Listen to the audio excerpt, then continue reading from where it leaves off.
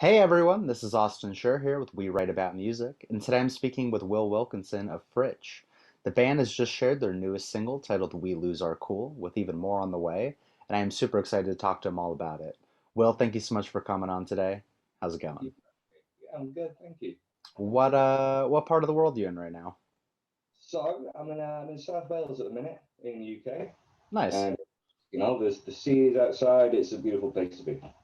Awesome, man. I've never been, but I'd love to visit. I'm sure it's a beautiful place. So I want to dive right into it here. I want to talk about We Lose Our Cool.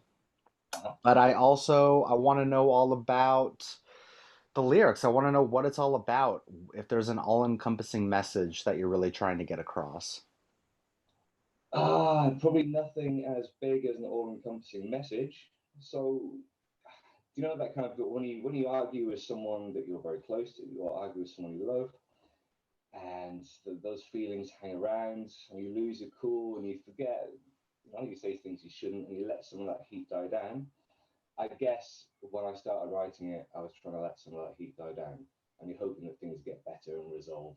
It's Sure. like an awkward little place to be where you're hoping things resolve and get better, but Of course. it doesn't. So when you're writing, do you feel a sort of weight lift off your shoulders when you're finished writing a song or even like clicking the publish button?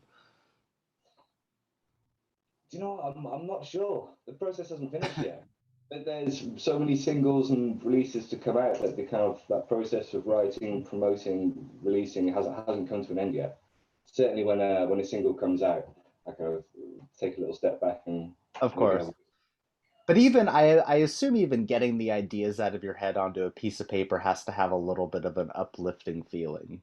Oh, they drive me crazy. The Sure, when I go sure. back to night and I'm up until 4 in the morning with just a riff or a pattern going around your head, and it's that strange bit between waking and sleep. So Right. once you get those out, you don't have to think about them anymore.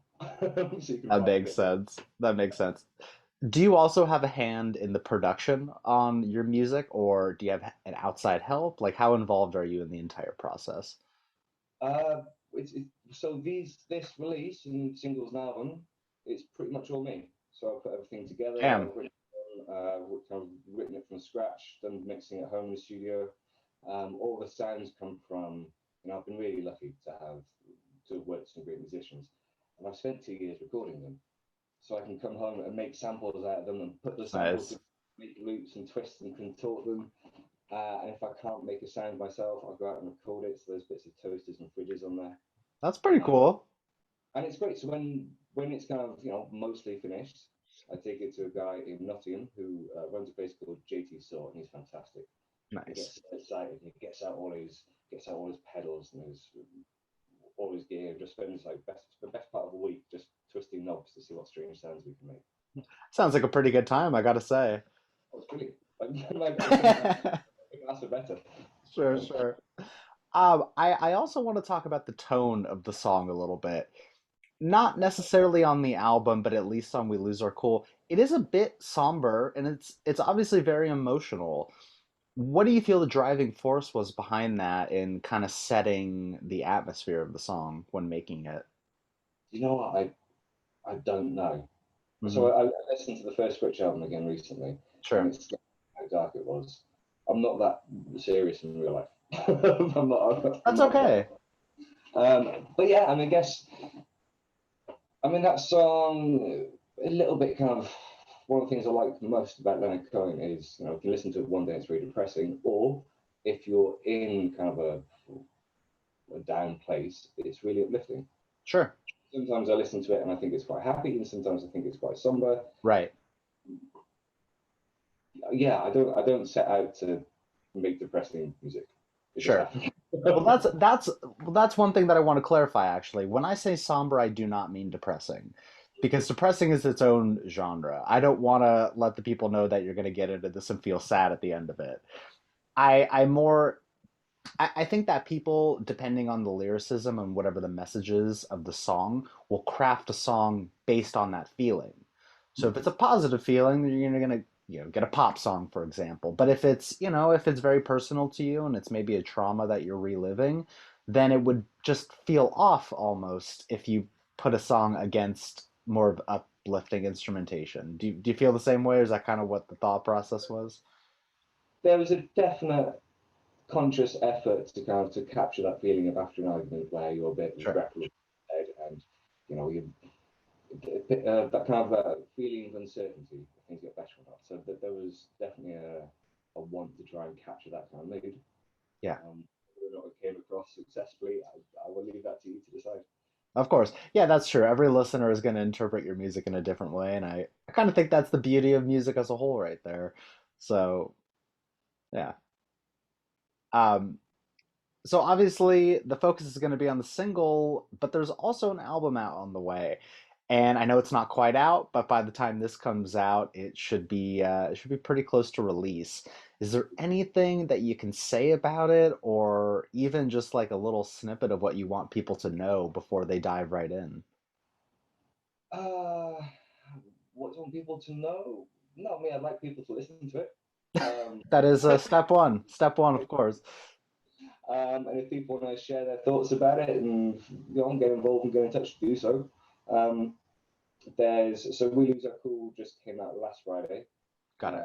and it's been a really pleasant surprise. There's been magazines in Italy and Portugal and Spain and Germany kind of just run with it and print reviews and get things out in magazines, and that's been I wasn't expecting any of that. There's another double A side coming out next Friday, so that's October 15th. Hmm. Then the album comes out on November 5th.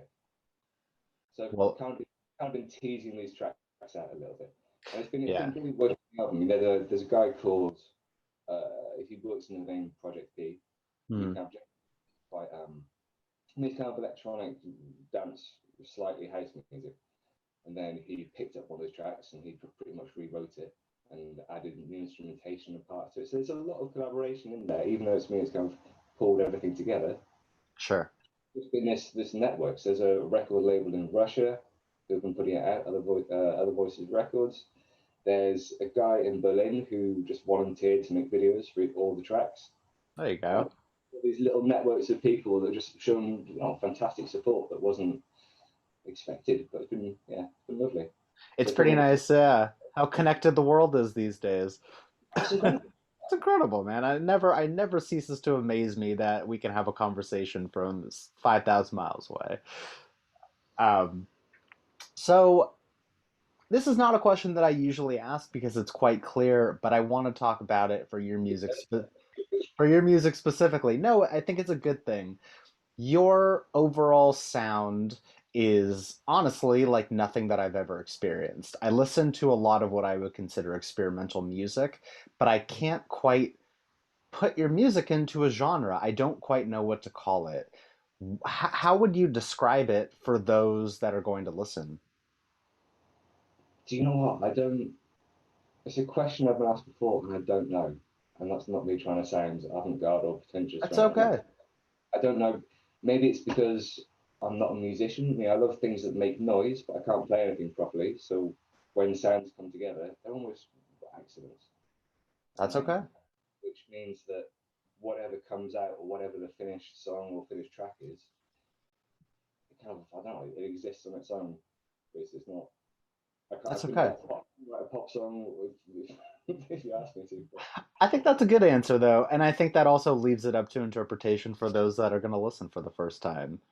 And then they can think about it themselves, because honestly, like, I've listened to the album a couple times through, and I enjoy every second of it. That's not the problem. But I always like to be like, what am I listening to? Try to think about it on an analytical level and try to put a label on it. But I think it also kind of goes to show that the music industry these days is not just pop, rock, R&B anymore. It's kind of a mix of everything due to the future of production, really.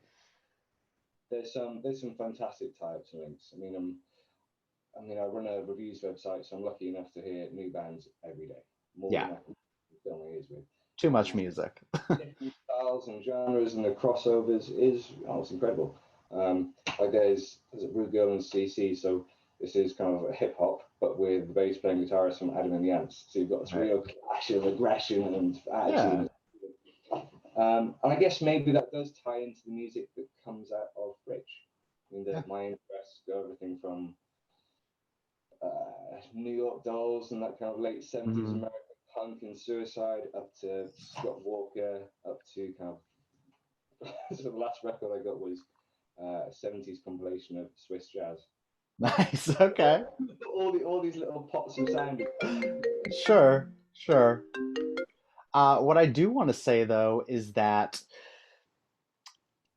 I also like to talk about people's processes and I like to talk about their inspirations. Are you one of those people that when making music, they try to avoid listening to music as to not have influence on what they're making, or do you actively seek out music in order to find something to create, I suppose?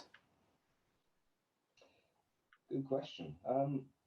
I guess it kind of goes full circles when you're surrounded by sounds and surrounded by music, then you hear things and go, okay, that's a nice style, or that's a nice textures to work with.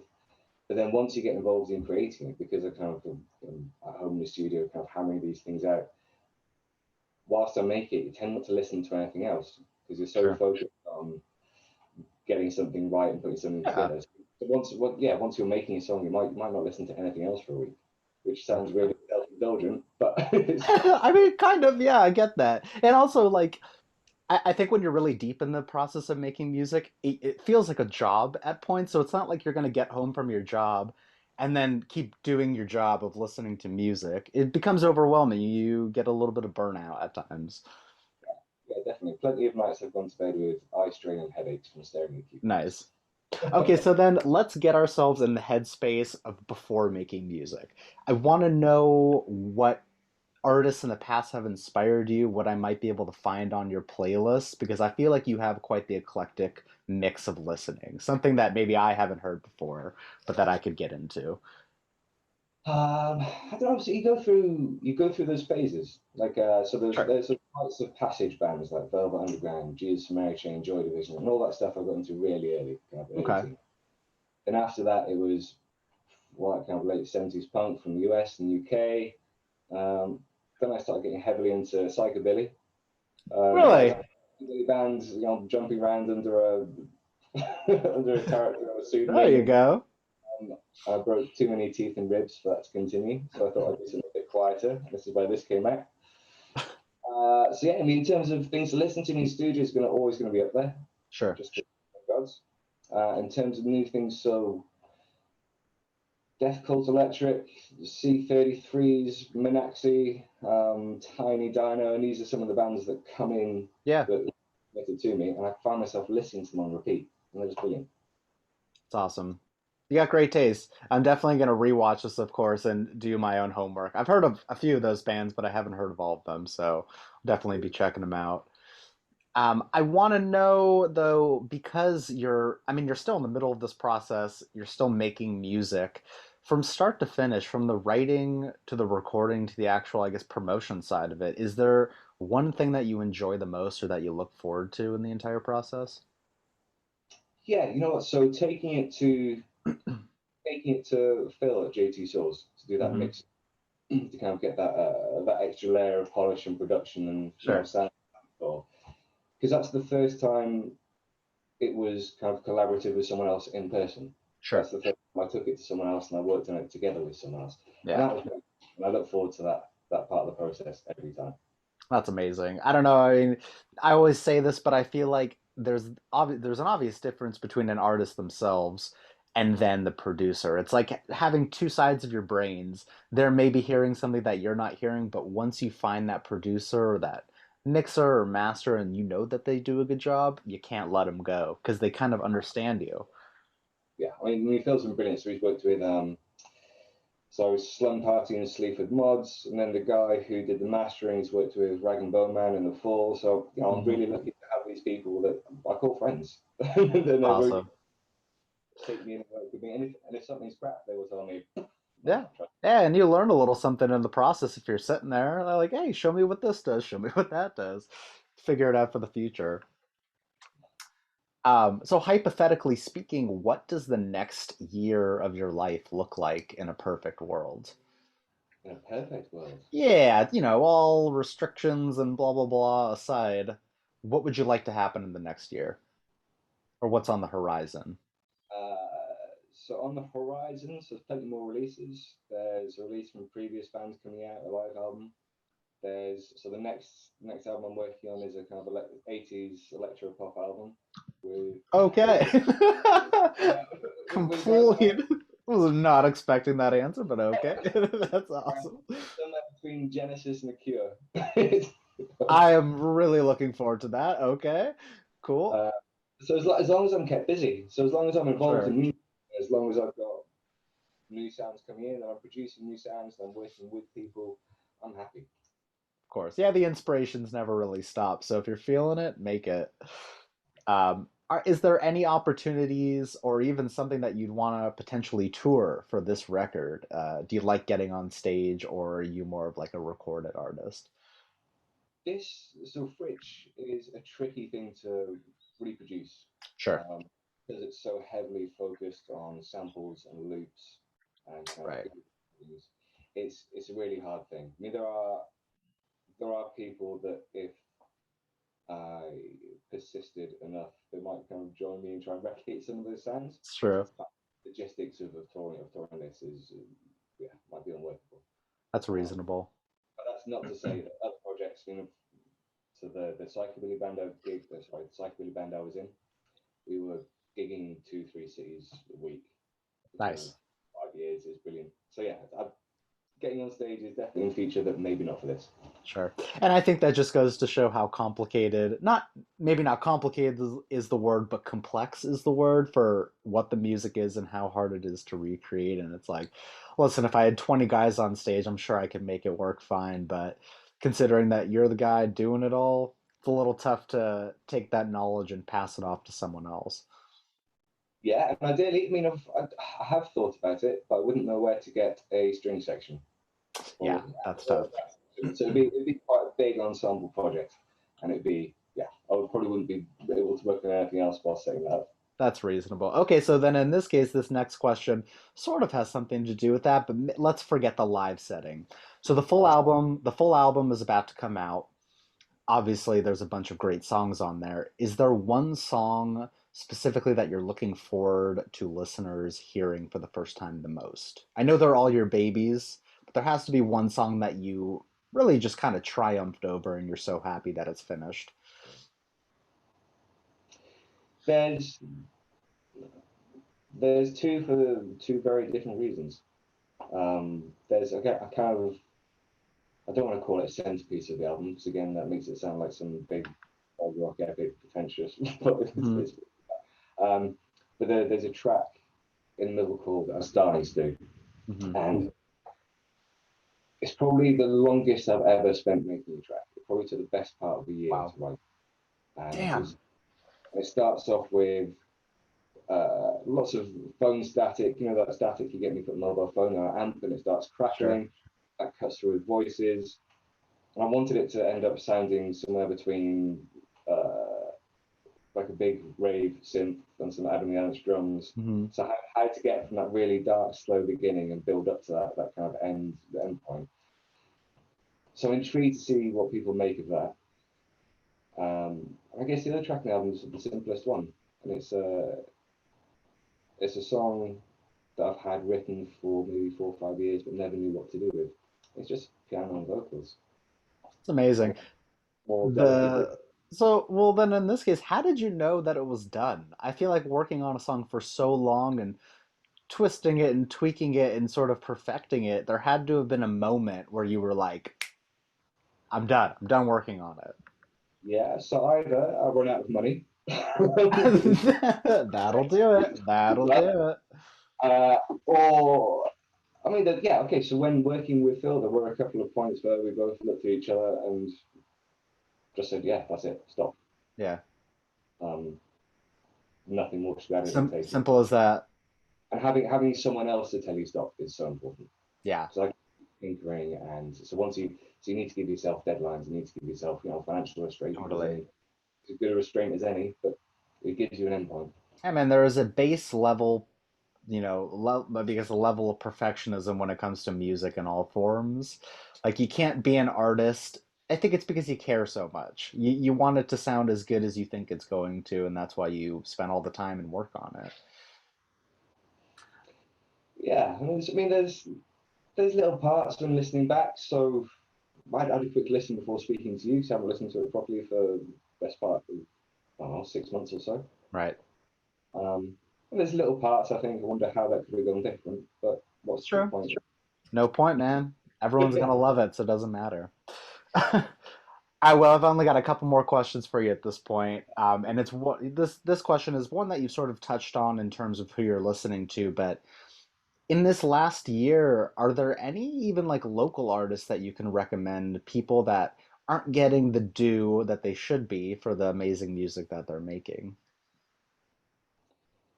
Local artists, I'm not too sure, so I've just moved here. Okay. So I'm getting feelers out and trying to kind of get involved in music here in the venues. Yeah, Uh, Also, in terms of discovering kind of live, no one's been able to do that for a really long time. true. Not been able to just pop down or head down to a local venue and see what's there. Uh, in terms of new music coming out, so the stuff I get sent to review, yes, so some of those bands I mentioned earlier, Oh man, P33s, Deathcore Electric, who are just aggressive, aggressive noise, and it's brutal. It's brilliant. love that. And then Tiny Dino just makes really, really lush, glossy pop. Very cool. I love that you have very, I mean, your taste in music is quite eclectic, so definitely be checking those out. All right, well, I've got one more question for you at this point. And the question here is basically for the person that is going to discover you from this, and for the person that is going to listen to your music for the first time. What is an opening message you'd like to say to them as they kind of dive into your world? Don't let the strangers put you off. I mean, this you were saying that you can't quite categorize it and you can't quite put it into a camp, and I think that definitely does put people off sometimes because Nice. it makes it harder to write about. So if you can, yeah, if you can get past the weird sounds and find something in it, please do. It's a fantastic answer. And I sincerely want to thank you so much for taking the time. This has been great. For everyone else out there, by the time this comes out, Fritch will have a whole slew of new music coming on. We're going to have all the links below so that you can follow and listen and really just get into it. I always love kind of getting in the head of an artist before a major release. And so, again, I want to thank you so much for coming on and kind of bearing your soul to the people. Yeah, thank you very much. Thanks for your time. You're very welcome, and I hope you have a great rest of your night, and we'll definitely be speaking soon. All right, take All care of right. yourself. Take care. Bye bye.